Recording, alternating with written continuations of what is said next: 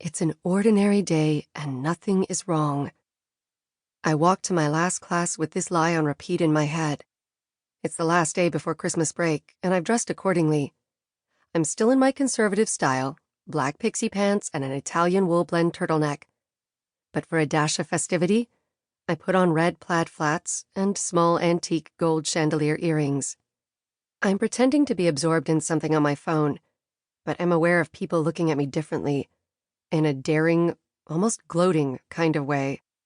During my previous class, even Mr. Koshiba, who usually loves me for my focus and quiet enthusiasm, wouldn't look me in the eye. Right on time, Mackenzie and her squad come around the corner, heading to music explorations. We exchange smiles. While I'm not in this rowdy, popular crowd, they're still friendly to me. As freshmen, they assumed we'd be friends, since all our parents are friends, especially our mothers. But they soon found I'm not like my mother or my brother. I don't like parties. I don't like to drink. I've always been too busy with ice skating. And I take school seriously. I'm like my father, ambitious. One of the squad members, C, is a friend. Her dad works with my father, so we hang out, mostly one-on-one.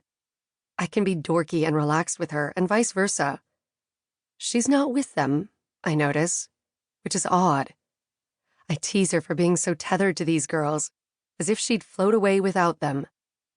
Mackenzie looks up from her phone, and something in her expression reminds me that I'm fooling myself. It's not an ordinary day at Evergreen, and she knows it. This whole school, this whole town knows it. I lift my head a little higher, stand a little straighter. She slows, and the other girls whoosh past like she's a rock in a river. "Hey," she says. "C wanted me to give this to you." She hands me my sweatshirt that I hadn't planned on ever asking her to return. It's her favorite, a gray cashmere hoodie. I don't see why she couldn't give it to me herself.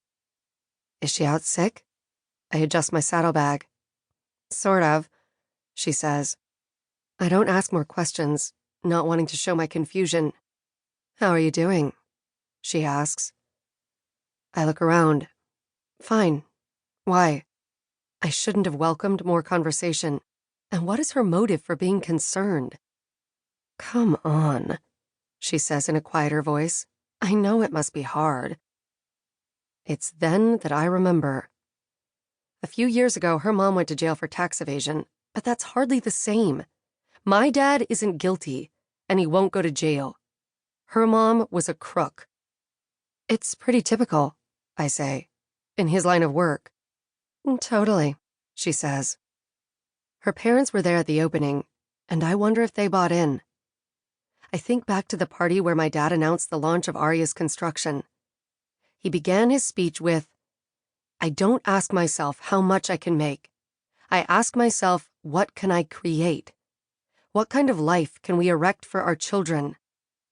Afterward, my grandfather, one of Genesee's founding fathers, berated him, saying that erect and children should never be said in the same sentence.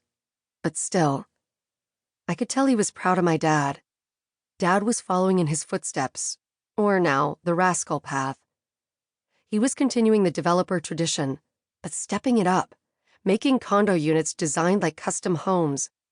I'd look through the dreamy and sleek artist renderings, imagining myself living there on my own one day.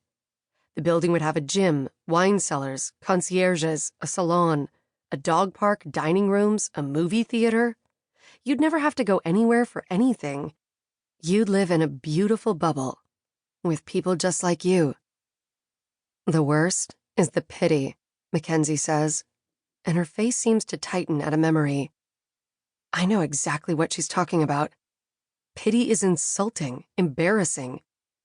And the way you just know people will talk about you as soon as you leave, she says. It's like your story. But don't worry, it wears off. Stop reassuring me, I want to say. Stop thinking we're the same. Everyone at school must love this, the impeachment of royalty. I can't wait until he proves everyone wrong.